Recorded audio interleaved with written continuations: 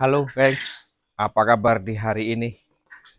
Assalamualaikum warahmatullahi wabarakatuh. Rekan-rekanku semuanya, satu perjuangan, satu nasib dengan kita. Ya, hari-hari inilah yang kita tekuni, inilah yang kita geluti, inilah yang kita jaga. Karena ya inilah bentuk dari usaha hasil jernih payah saya. Karena dari awal itu ya tidak mudah mendirikan usaha seperti ini, apalagi saya itu dengan modal pas-pasan. Bolehlah itu dikilas balik di video saya yang ada di konten itu. Ya, kalau untuk awalnya, aduh, saya kalau bicara awal mungkin ya kayak nggak percaya ya. Terus sekarang bisa pembibitan seperti ini, mesin tetas ada, kandang banyak. Nah ini ya awalnya timbul awal itu ya dari puyuh ke puyuh dulu. Artinya orang kita di sini modal itu boleh dikatakan itu modal nekat, bener modal nekat gitu. Kita belajar juga ya hanya otodidak, tidak ada yang membimbing, tidak ada yang membina. Ya kalau dibandingkan dengan sekarang, kemudahannya ya lebih jauh daripada awal-awal saya ternak puyuh. Saya awal-awal ternak puyuh mau bicara dengan siapa, kemudian mau tanya dengan siapa, ya seperti ini keadaannya. Jadi awal ini kita tidak bisa tanya dengan siapa-siapa. Kalau sekarang zamannya kan sudah terbuka ya, kita menggunakan Android, kita bisa tanya kemana-mana, bisa tanya di channel, bisa tanya di ini. Dulu waktu awal-awal tuh Android belum sebanyak seperti ini. Nah, rekan-rekanku semuanya yang ternak puyuh ya sabar ya, kita hadapi semuanya. Masalahnya di sini ada banyak timbul pertanyaan, Pak, ternak puyuh itu menjanjikan apa enggak sih? Soal menjanjikan atau tidak, kita kembali lagi ke kita. Kalau memang kita memelihara itu benar-benar kita urus, rajin di situ, kita yakin kita bakalan sukses dari situ. Terus kita pembelajaran di situ. Terus biar supaya berhasil seperti apa, Pak? Ya pahami semuanya. Yang intinya sih, kalau saya pribadi, ya menjanjikan. Asal kita ternaknya agak lumayan banyak. Ya di atas 1.000. Nah sudah tuh, kemudian masalah pakan. Seperti kawan-kawan yang ada di Jambi itu menggunakan pakan adukan. Ya tetapi ya tetap saran saya itu tadi. Tetap dihitung proteinnya secara jelas. Ada di video-video saya tentang masalah penghitungan protein gitu. Jadi protein yang dibutuhkan puyuh ini kan 17% sampai ke 20%. Nah, hitung saja di situ dengan rumus-rumus yang ada. Dengan bahan-bahan yang ada di sekitar kita semuanya. Mungkin kalau jagung murah kita pakai jagung. Mungkin kalau bahan murah yang ampas kelapa kita pakai ampas kelapa. Mungkin kalau ada ampas tahu kita pakai ampas tahu. Kan itu bisa juga difermentasi atau caranya seperti apa. Nah, disitulah nanti akan menjanjikan gitu. Ya, ternak puyuh ini menjanjikan apa tidak, Pak? Ya, kalau menurut saya pribadi sih, ya ini yang menjanjikan gitu. Karena kalau untuk di Jambi sampai saat ini kita masih agak mudah untuk mencari pelanggan telur gitu loh. Pak, nanti jualnya gimana gini? Ya memang kalau di awal kita pasti kebingungan akan menjual kemana.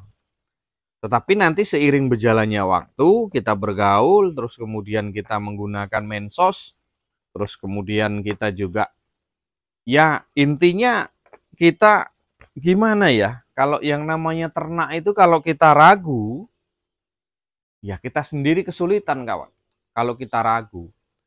Tetapi kalau kitanya yakin dengan penuh keyakinan, dengan usaha, dengan mungkin bimbingan kawan-kawan di sekitar lingkungan kita, nah ini ya insya Allah mudah-mudahan maju gitu loh.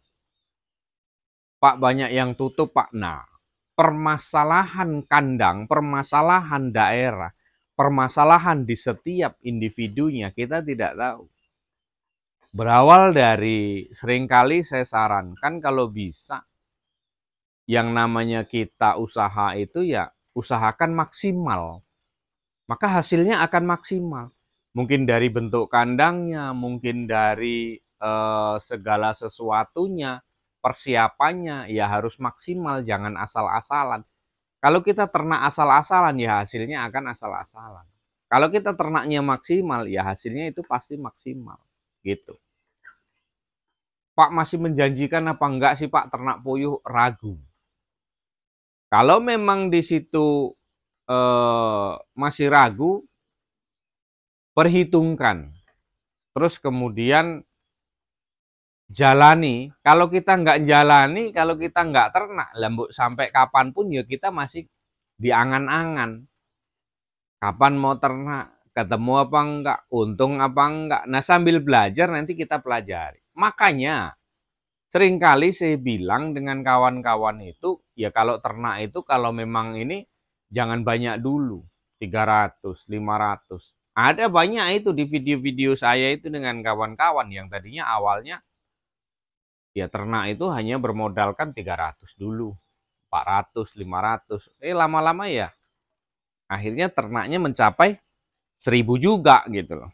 Nah, jadi rekan-rekan semuanya yang ada di mana-mana ya itulah kisah kita. Kalau memang kita mau kita mau sukses ya harus kerja keras, ya harus giat, ya kita harus berjuang di situ. Walaupun dengan kita hanya dengan bermodalkan pas-pasan. Banyak kejadian. Ada kawan yang ada di Jombang itu, Mas Riswanto itu yang sering komen, Ibu Lisa juga yang ada di Gresik. Hanya bermodalkan telur dari saya awalnya. Ya awalnya dia punya sendiri, tapi hanya sedikit. Pak ingin mengembangkan ya, silahkan. Minta bimbingannya Pak. Ya setiap kali mereka tanya, insya Allah kalau ada waktu saya senggang, saya kasih pengarahan. Saya jawab pertanyaannya. Nah rekan-rekanku semuanya, ya itulah tadi sedikit sekelumit mengenai tentang ternak puyuh itu apakah menjanjikan atau tidak. Ya itu memang balik-balik lagi kita ke perawatan kita, ke individu kita. Terus kenali yang ada di samping kanan kiri kita.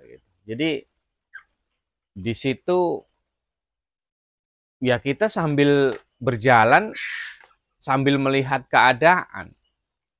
Kalau memang di situ yakin kita akan berkembang, ya sudah, jalan terus. Intinya kalau kita mau ternak, mau menjanjikan apa enggak, nanti pikirkan nanti. Yang jelas intinya kalau kita ternak ini jangan ragu. Mau melangkah itu jangan ragu. Apapun yang terjadi ya sudah kita hadapi nanti. Gitu kawan. Nah jadi rekan-rekanku semuanya, kesimpulannya apakah ternak puyuh ini menjanjikan? Ya kalau menurut saya kalau kita urus benar-benar menjanjikan. Iya, saya sudah hampir 9 tahunan juga berkecimpung di dunia ternak puyuh ini. Ya seperti ini keadaannya. Dari awal saya melangkah itu cuman modal telur ya. Ada yang macam-macam, ada yang berawal itu dari 1 ekor nemu, itu ada juga. Yang kawan yang ada di Jombang itu ceritanya kayak gitu juga. Nemu 1 ekor, dikembangkan. Nah, ya seperti itu cerita kawan-kawan itu akhirnya sekarang berkembang. Nah, jadi seperti itulah rekan-rekanku semuanya. Jangan patah semangat dulu, jangan patah arang dulu. Kita ya biasalah kalau dalam setiap usaha itu jatuh bangun itu sudah biasa. Nah, mungkin hanya itu kawan-kawanku semuanya, rekan-rekanku semuanya. Salam ternak untuk para peternak yang ada di seluruh Indonesia. yang ada di seluruh Nusantara. Ya, salam ceketer dari Jambi, mudah-mudahan bermanfaat untuk kita semuanya. Kurang lebih mohon maaf. Wassalamualaikum warahmatullahi wabarakatuh.